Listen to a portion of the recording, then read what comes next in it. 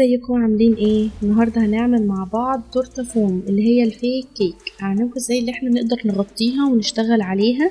هنا العميله كانت طالباها فوم لان هي بس عايزه شكل، بس يعني تعمل فوتو سيشن مع الفستان.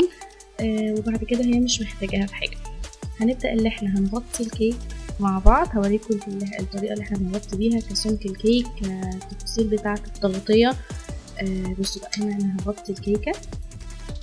انا فردت طبعا الاول بنعجن عجينه السكر كويس جدا، وبعد كده بنبدا ان احنا نفردها. هنغطي بيها الكيكه. هنبدا ان احنا نسحب عجينه السكر لبره شويه، وبعد كده ببطن ايدينا نحاول ان احنا ندخلها لجوه من غير ما نشد عجينه السكر، عشان لو اتشدت ممكن تتقطع مننا. هنفرد طبعا العمليه دي فيها كلها لحد ما تتغطى مننا. الموضوع ده بيبقى عايز صبر شويه لحد ما تتغطى، بالذات في التورت الفوم، لان في التورت الكيك هي العجينه السكر بتلزق عادي فيها، لكن في الفوم لا، احنا بنفضل نضغط عليها واحده واحده ونحاول ان احنا نظبطها علشان خاطر تلزق فيها ونسيس فيها كده خلاص. انا كنت غطيتها. بعد كده هبدا بقى ان انا اعمل الحواف الحاده بتاعه الكيك. عباره عن ايه؟ ان انا هجيب المكوتين، هخلي مكوه من تحت ومكوه على اول الكيك، وهبدا ان انا اسحب عجينه السكر بالمكوه اللي فوق لبره شويه زي كده بالظبط. طبعا الفرق بيبقى واضح ما بين الحته المكويه دي اللي معموله حواف حاده والحته التانية. نفضل بقى نكرر العمليه دي في الكيك كلها، وبعد كده هرجع وهوريها لكم تاني.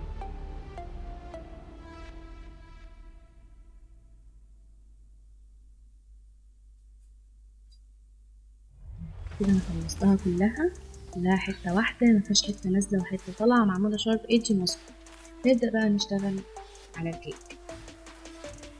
هنا العميلة أنا كنت بوريكم هنا لون الفستان مع لون الكيك، هي حابة إن هو اللون بتاع الكيك يكون لون الفستان عشان التصوير والفوتو سيشن يطلع مظبوط.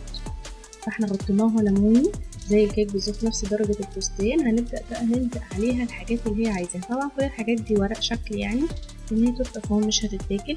هنلزق اللي هي الحاجات الورق دي ميك اب.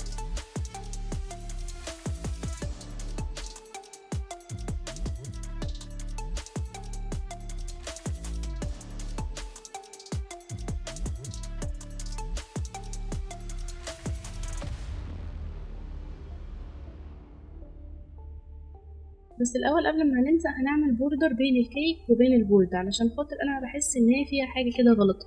لازم الاول نعمل بوردر. عملت بوردر موف اللي هو لون الفيونكه بتاعه الفستان. احنا يعني نشتغل بدرجتين الوان، الموف والليموني. هنلزق بقى اللي هو علبه الاي شادو، وهنلزق فرشه، هنلزق روج منكير.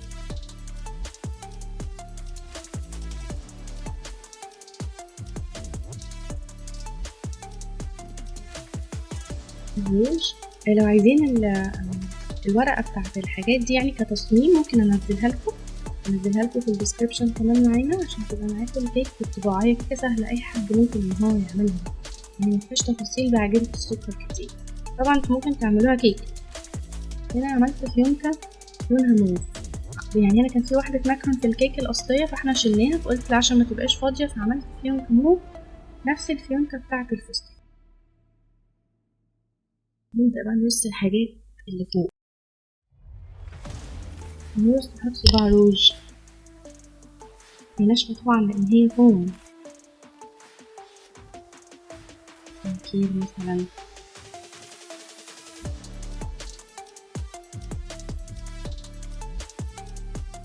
ده المسكرة.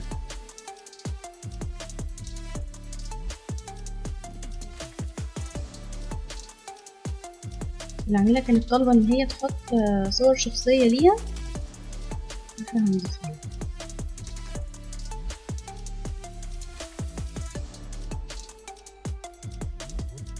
هما كان بس 3 صور.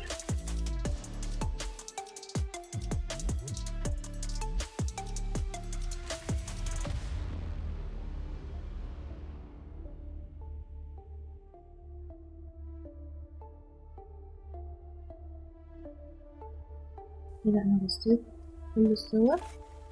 اخر صورة بس هحطها، هطلعها لفوق شوية علشان تبان معاكم. ده شكلها بعد ما وصلنا الخيط ورسمت المكياج كلها. هنحط بقى ايه على البورد كده شريطة صغيرة نكتب فيها الاسم.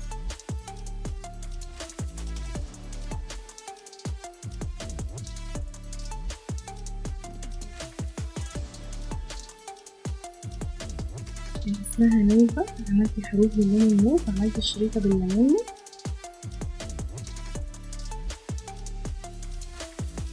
طبعا يا جماعة احنا قبل ما بنطلع اي اوردر لازم ان احنا نوريه للعميل علشان خاطر هو يبقى عارف ايه اللي رايح له، هو ما يتفاجئش ان كان في مثلا حاجة عايز يعملها ومعرفش يعملها، يبقى العميل يعني هو مرضي ماشي من عندنا وهو مرضي يرجع لنا تاني. اهم حاجة طبعا عندنا بتكون ثقة العميل فينا، واللي احنا نقوله ان احنا هنبعت له صورة الكيك قبل ما يستلم ده بيزود من ثقة العميل فينا.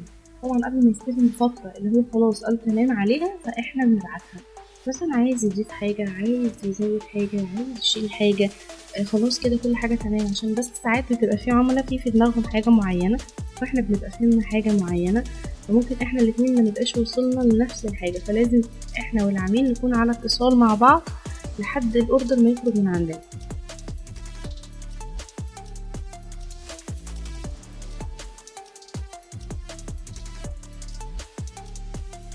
خلاص كده ده كان الشكل النهائي بتاعها، اتمنى ان هي تكون عجبتكم.